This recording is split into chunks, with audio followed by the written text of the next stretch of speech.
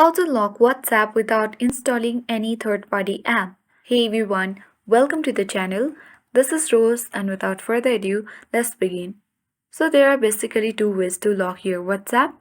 For that, first you can use the built in feature. Launch WhatsApp and sign into your account.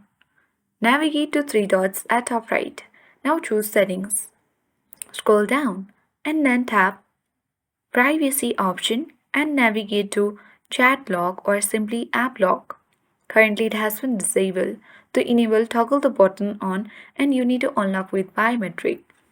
Enter your biometrics and then you can lock immediately or after 1 minute or 30 minutes.